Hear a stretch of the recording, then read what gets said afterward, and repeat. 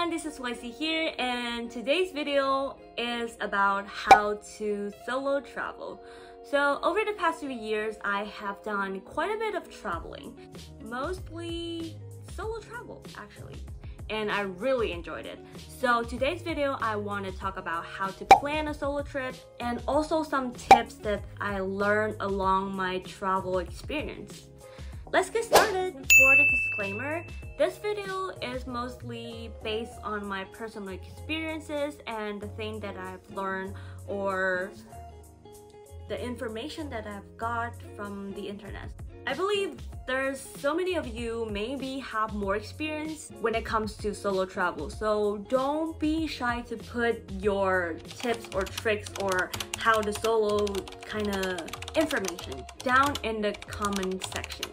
Yeah, so let's get started. The first part is how to plan a solo trip. I will split this part into 5 sections. The first one is where, and the second one is accommodation.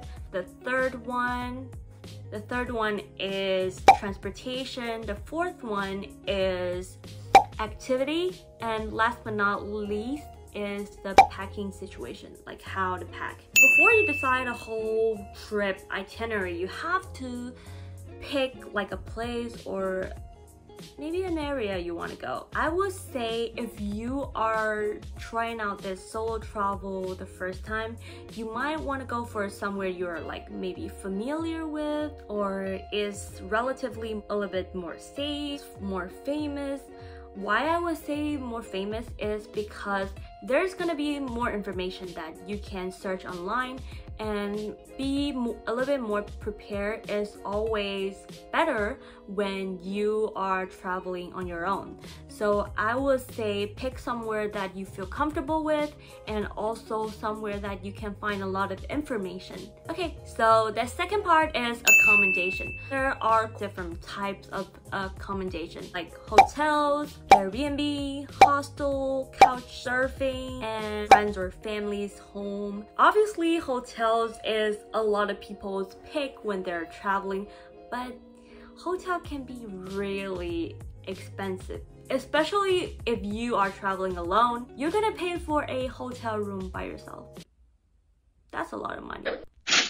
So I will prefer Airbnb or hostels because if you want like more privacy, you want to be in a place by your own, you don't want to get distractions by other people, then maybe Airbnb is your options. If you want to like make connections and have conversations, meet other people, then hostel is the best pick. There are a lot of fun people out there, like also solo traveling, so I highly recommend if you want to make some cool or really wholesome connection, go to hostels. Maybe they can be your travel buddy. Then you have couch surfing. I think couch surfing is always quite popular, but I've never used like the actual couch surfing app. I think it used to be free, but now you have to pay a small amount of fee. But just be careful, read the reviews really carefully and go through them really in details, because that can really affect your whole journey, your trip. You want to have like a really comfortable stay. You don't want to meet like a bad host or anything. Yeah, and the last one is like friends and families. Of course, if you have a friend or like a family overseas or in other area, that is 100% the best, because the locals can take you to the places that you never know. And even with the tourist attraction, they can use the most efficient way to get you tour around the city. That is the best. And I think if you go to like the couch surfing, like the host will also do the same for you. Yeah, those are for the accommodation. Next one is transportation. So when it comes to transportation, you have plane, buses, and trains. That's the 3 I want to cover in this video. And if you are trying to book a plane ticket, I recommend using Google Flights or Skyscanner. I personally use a lot of Skyscanners, and I have a tip here. So if you are searching for a round trip, I suggest you to go in separate ways. Like, so for example, if I want to go to Japan, Tokyo, okay, so I will choose one way from Taipei to Tokyo, and then another one-way ticket from Tokyo to Taiwan. So I will search like 2 different separate trip because it's going to be more flexible. And then the second one is train or buses. These 2 types of transportation are kind of similar. Here I'm gonna list out some disadvantage and advantage of both 2. So the train usually take a little bit less time than buses because it's on the rail, so they are not gonna be affected by the traffic. So if you are going somewhere maybe on the weekends or national holidays, I will suggest you to use the train system so you're not gonna be in a traffic jam. But if you're in Europe, the train delay a lot, especially in Germany. That happens too often that I just lost all my trust into the train system. And also, if you are going to purchase for like train tickets in Europe, book advance. Like book ahead, like way ahead. It's gonna save you so much money because the prices actually change, and that's not happening in Taiwan. So book ahead. And then you have buses. The advantage is that you can bring more luggage with you than maybe like a flight or train. But the prices also fluctuate when you are in Europe, and also like the traffic. Yeah, that's something you have to be aware of. The traffic. And the next one is activity. So of course, when you go traveling, you want to do activities, you want to experience things, get the most out of one city. So it really depends on your personal travel style. You can choose either like maybe more history-based travel, or like food-oriented, or maybe like do like special activity. For example, I have friends that go to Switzerland to do the skydiving. It sounds so awesome. I want to go someday as well. For food, if you're like a sushi or matcha lover, maybe you want to go to like Japan for the food.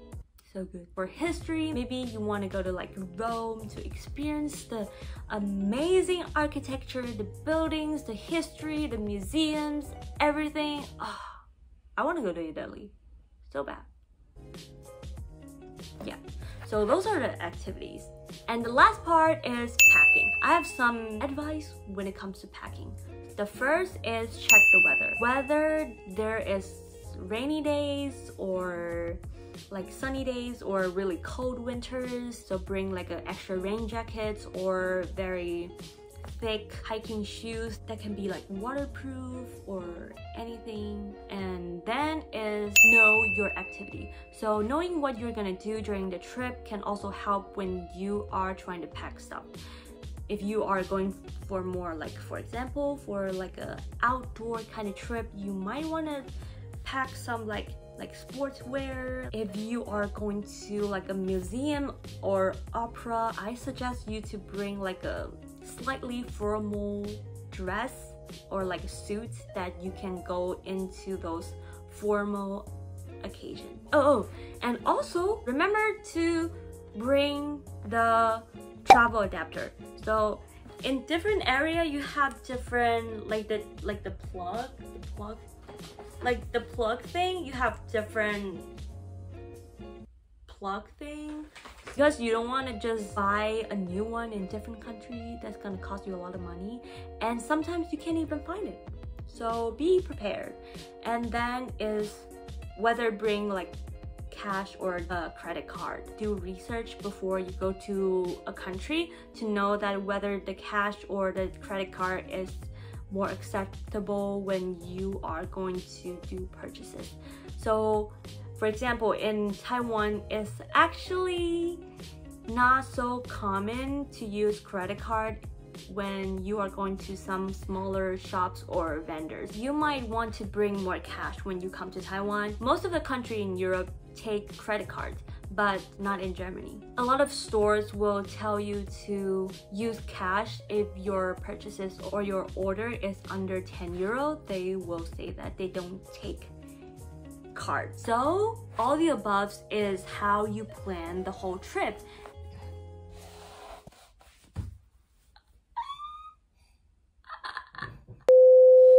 So here are some tips and advice I want to give you guys when it comes to solo travel. The first one is step out of your comfort zone. So you have already decided to walk out of your house and go to another country or cities to go explore. You might want to just do the things that you don't usually do and try new stuff. And the second one is make connections. So when you're traveling alone, you're not with your people, like your families or friends, and that is the easiest time that you can make friends with other people. Like if you're in maybe like hostels or even just like a random cafe, there's so many fun and wholesome people out there also traveling around. So start a conversation with them and get to know some very interesting people. Maybe you guys can become friends. I met some of the best friends, interesting people when I was traveling, and some of them even become really close, like really good friends. As a female traveler, there are some, like, I think Facebook group that you can search. I was in one of the group. I can put it here and then make one friend on this Facebook group. Is really nice. And last but not least, solo travel is sadly, it is not for everyone. Maybe you try it and you don't like it. Maybe you just like traveling with your friends or your family. Maybe you just don't like being on your own. But that's fine, that's totally fine. But I will still suggest you to maybe give it a try. You never try, you never know, right? So those are all the things I want to say about solo travel. And I hope all of you have like a wonderful trip or journey. If you like this video, don't forget to hit the like button, subscribe, and share to the friend that also want to start their solo travel journey. That's for now. Bye!